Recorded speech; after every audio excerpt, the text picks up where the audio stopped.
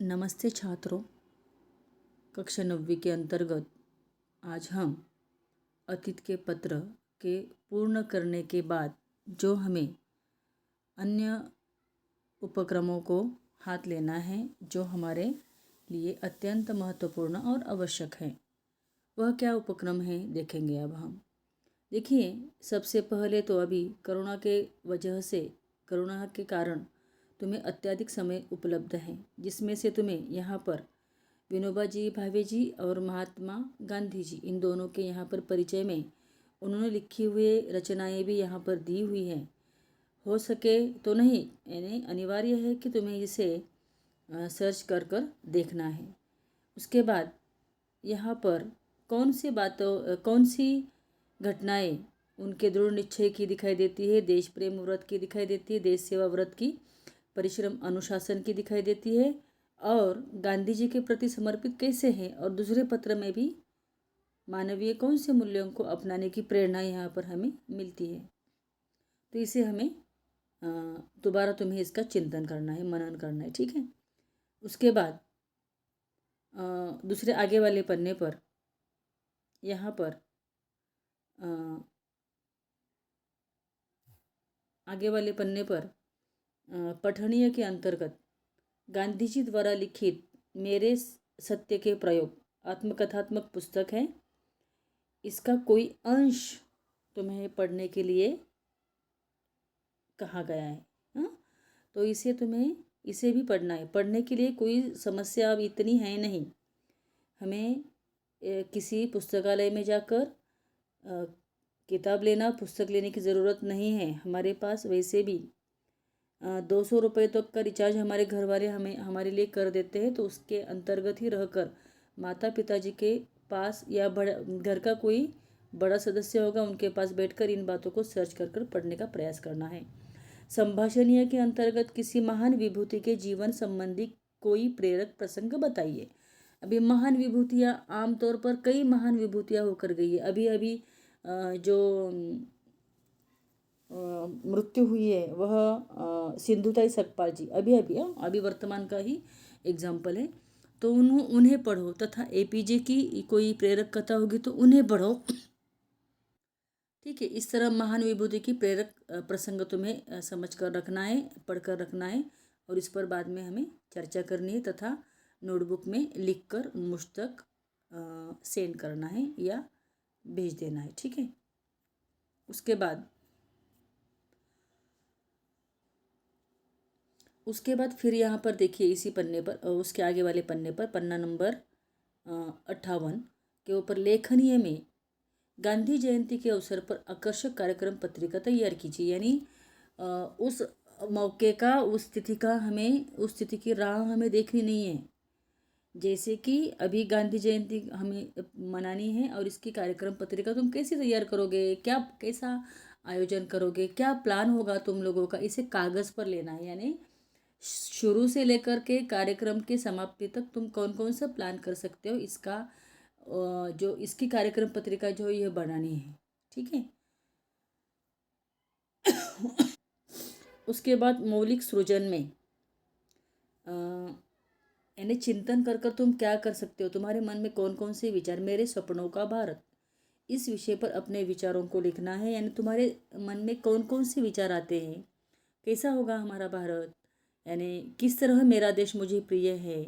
इस तरह के विचारों को जब तुम अपने मन में लाते होगे, तो उस समय प्रत्यक्ष रूप में तुम्हारे दिमाग में उतरने वाले विचार, उसे तुम्हें लिखना है, ठीक है।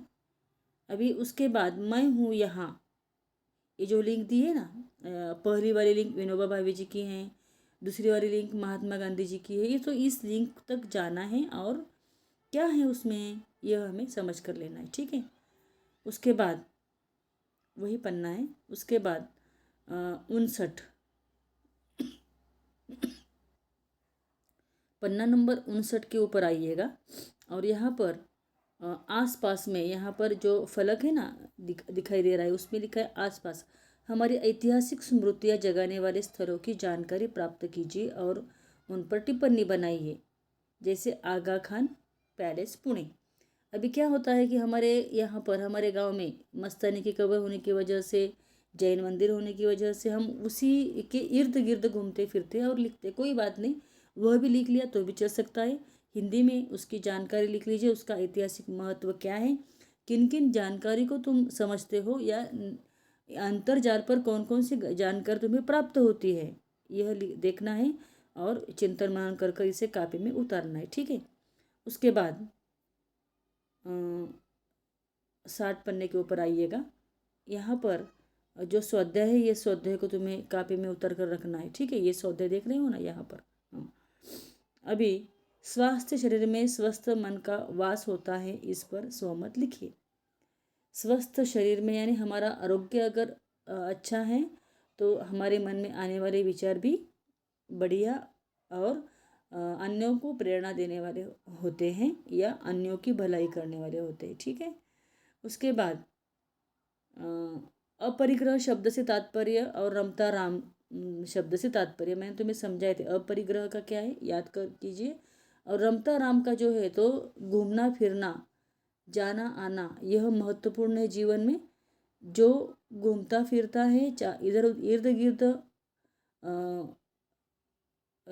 विचरण करता है, तो वह मन से प्रसन्न होता है और उसका मन रमने वाला होता है, इसीलिए रमता राम कहा जाता है। फिर भी तुम अपने शब्दों में तात्पर्य लिख सकते हो। भाषा बिंदु के अंतर्गत अर्थ अर्थ की दृष्टि से वाक्य परिवर्तित करके लिखिए। ठीक है। यहाँ पर एक वाक्य दिया है, सब तुमसे मिलने को उत्सुक है। अभी यहाँ पर है विधानार्थक, प्रश्नार्थक, आज्ञार्थक, विस्मयार्थक, संध्यार्थक, निषेधार्थक आदि। ये जो भेद है अर्थ के आधार पर, ये अर्थ के आधार पर है, और रचना के आधार पर जो है वह सरल वाक्य, संयुक्त वाक्य, ये जो है ना ये रचना के आधार पर है। सरल वाक्य, संयुक्त वाक्य, और एक वाक्य का भेद है, वह सरल, संयुक्त, सरल वाक्य, संयुक्त वाक्य और मिश्र वाक्य, इस तरह के 3 वाक्य के भेद हैं, वह रचना के आधार पर। अब अर्थ के आधार पर जो है यहाँ पर भेद दिए हुए, इन्हें परिवर्तित कर कर लिखना है। जैसे कि एग्जाम्पल के लिए मैं तुम्हें बताऊंगी प्रश्नार्थक कैसे बनाओगे। तो प्रश्नार्थक वाक्य बनाने के लिए प्रश्न सूचक जो संज्ञा सर्वनाम है, प्रश्नवाचक सर्वनाम, इसका प्रयोग करना है।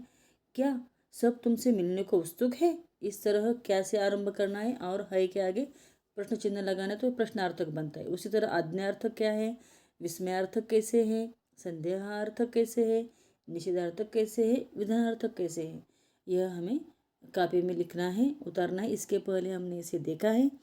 आवृत्ति के रूप में अगर फिर से दोबारा देखना है तो हम आगे वाली तासिका में देखेंगे। फिलहाल तुम्हें इतनी पढ़ाई कर कर कापी में उतार कर रखनी है। ठीक है, कापी में उतार कर रखोगे ऐसी आशा रखती हूँ, और अपनी सेहत का ध्यान रखोगे। घर पर रहो, सुरक्षित रहो। धन्यवाद।